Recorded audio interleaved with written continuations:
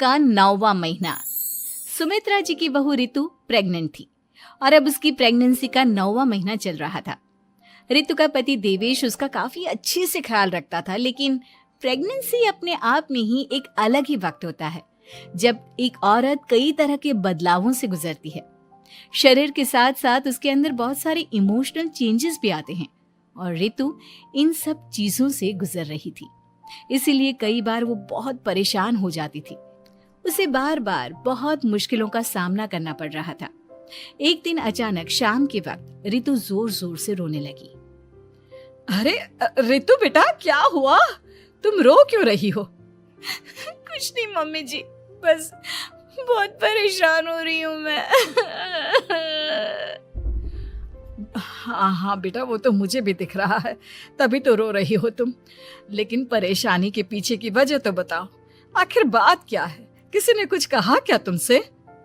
नहीं मम्मी जी, किसी ने कुछ भी नहीं कहा, बस ऐसे ही मेरा मन कर रहा है रोने का। अरे बेटा, ये क्या बात हुई? रोने का मन कर रहा है? अरे तुम माँ बनने वाली हो, अगर इस तरह रहोगी ना तो बच्चा भी रोने वाले नेचर का पैदा होगा। तो फिर मैं क्या करूं मम्मी जी?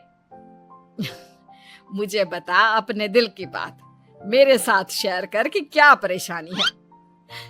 वो क्या है ना मम्मी जी, मैं अपने पेट की तरफ देखती हूँ ना तो अजीब सी घबराहट होती है। अरे लेकिन क्यों बेटा? तुम्हारे पेट में तो तुम्हारा आने वाला बच्चा है, इसे देखकर तुम्हें खुश होना चाहिए। मम्मी जी वो क्या है ना, मेरा पेट इतना बड़ा हो गया है, शरीर की हालत ऐसी हो गई है तो सोच सोच कर डर लगता है कि मैं कभी फिर से पहले जैसी स्लिम और ब्यूटीफुल हो पाऊंगी क्या। अरे बेटा, ये तो कुछ दिनों की बात है, सब कुछ बिल्कुल पहले जैसा हो जाएगा।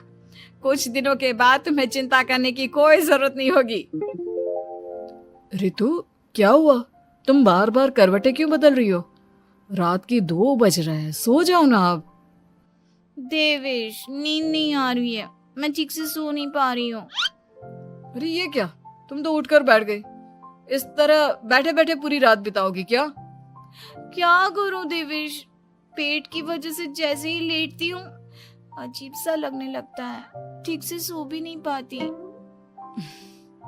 तुम एक काम करो, अपने पेट के बगल में एक तकिया लगा लो, तुम्हें ठीक से नींद आ जाएगी। वो भी करके देख लिया, अब तो लगता है जब तक बच्चा इस दुनिया में नहीं आएगा मैं ठीक से सो भी नहीं पाऊंगी। रितु, बच्चा आने के बाद कौन सा चैन की नींद सो पाओगी? कम से कम अब तो आराम कर लो। तुम सो जाओ देवेश, मैं बैठे बैठे ही अपनी नींद निकाल लूंगी। और फिर कुछ दिन के बाद सुमित्रा जी के घर पर कुछ परिचित लोग मिलने के लिए आते हैं। मम्मी जी, आप उन लोगों के साथ बैठकर बातें करिए, मैं सबके लिए चाय बना देती हूँ। अरे नहीं नहीं बेटा, मैं कर लूंगी, अभी तुम्हारी तबीयत ठीक नहीं है ना, तुम आराम करो। अरे मम्मी, घर के छोटे मोटे काम तो मैं करती हूँ ना, चाय बनाने में कैसी प्रॉब्लम? अच्छा ठीक है, अगर कोई परेशानी नहीं है तो बना दो चाय। अरे ये क्या बात है सुमित्रा जी, आप तो दादी बनने वाली हैं। हाँ जी, बस ठीक ठाक तरीके से मेरा पोता या पोती इस दुनिया में आ जाए तो चैन हो जाए। सही कहती हैं बहन जी, एक औरत के लिए ये वक्त बहुत मुश्किल होता है। वैसे बहू की तबीयत तो ठीक है ना? हाँ हाँ, तबीयत तो ठीक है, बस ऐसे ही थोड़ी बहुत परेशानी है जो इस वक्त होती है, उसी से गुजर रही है। पहली बार माँ बन रही है ना, कभी कभी परेशान हो जाती है। सुमित्रा जी रिश्तेदारों से बात करती है और उन्हें काफी देर हो जाती है। रिश्तेदारों के जाने के बाद, अरे रितु बेटा, तुम अभी तक किचन में काम कर रही हो? मैंने तुम्हें मना किया था ना, इतनी देर खड़े रहने की क्या जरूरत थी? मम्मी जी, वो मुझे लगा रात के खाने में देर हो जाएगी, इसलिए मैं साफ उधर बिजी थी तो मैं खाना बनाने लग गई थी। अरे बेटा, तुम तो बिल्कुल कुछ भी नहीं समझती, जरा अपने पैरों की हालत तो देखो। हाँ मम्मी जी, मुझे भी ना पैरों में बहुत भारीपन लग रहा है। ये भारीपन नहीं है, ज्यादा देर खड़े रहने की वजह से तुम्हारे पैरों में सूजन आ गई है। अब कमरे में जाकर आराम करो, चलो। और सुनो, अपने पैरों के नीचे ना तकिया लगा लेना, सर के नीचे मत लगाना, ठीक है? अपने कमरे में जाने के बाद। यार ये प्रेगनेंसी भी कितनी अजीब चीज है, कभी रोने का मन करता है, कभी हंसने का। घर में सब मुझे बहुत प्यार करते हैं, लेकिन प्रेगनेंसी की जो प्रॉब्लम्स मैं फेस कर रही हूँ वो मैं किसी को नहीं समझा सकती। ये सब कब ठीक होगा? और फिर एक रात अचानक रितु नींद में उठकर बैठ जाती है और अपने पूरे शरीर पर खुजली करने लगती है। देवेश की आंख खुलती है और वो रितु को इस तरह खुजली करते हुए देखता है। अरे क्या हुआ रितु, तुम ठीक तो हो ना? पता नहीं क्यों देवेश, लेकिन अचानक से पूरे शरीर में खुजली हो रही है। दिखाओ जरा मुझे। अरे लेकिन तुम्हारे शरीर पर तो कोई मच्छर के काटने की या किसी तरह के रैशेस भी नहीं है, फिर खुजली क्यों हो रही है? लगता है ये भी प्रेगनेंसी की कोई नई प्रॉब्लम है। अरे अरे परेशान मत हो, मैं मम्मी को बुला कर लाता हूँ।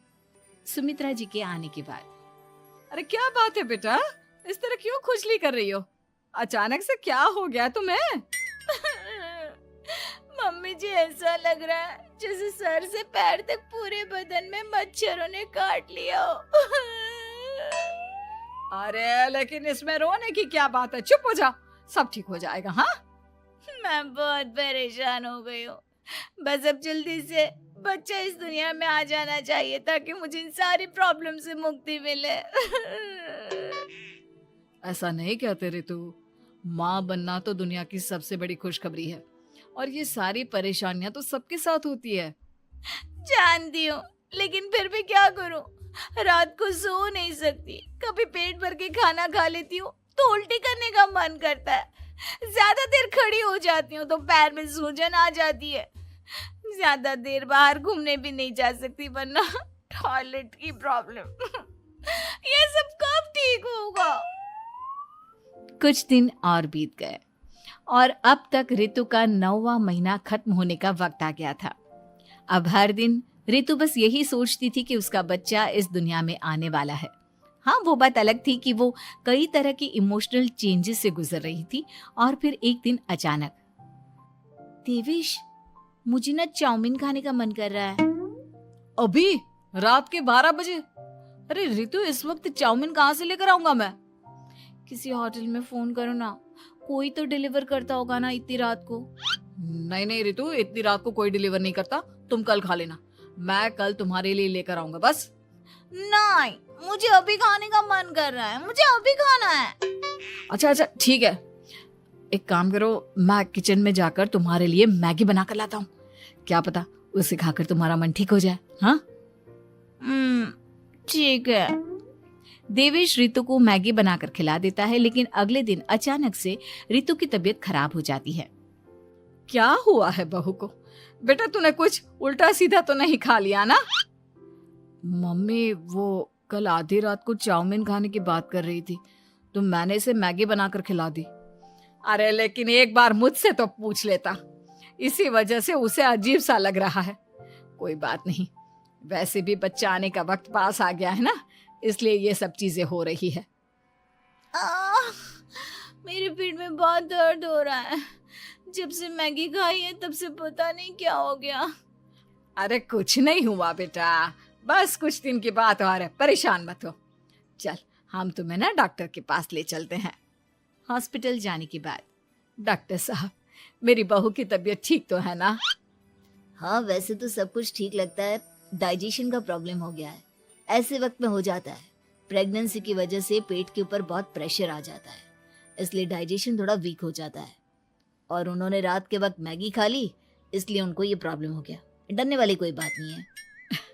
थैंक यू डॉक्टर साहब, अब हम इसका ध्यान रखेंगे। लेकिन अब रितु की डिलीवरी का वक्त पास आ गया है, आपको उनका पहले से भी ज्यादा ध्यान रखना होगा। मैंने चेकअप कर लिया है, 1 सप्ताह के अंदर रितु की डिलीवरी होने के पूरे चांस है। एक दिन अचानक किचन में काम करते करते रितु के पेट में बहुत तेज दर्द होने लगता है। देवेश, मम्मी जी जल्दी आइए।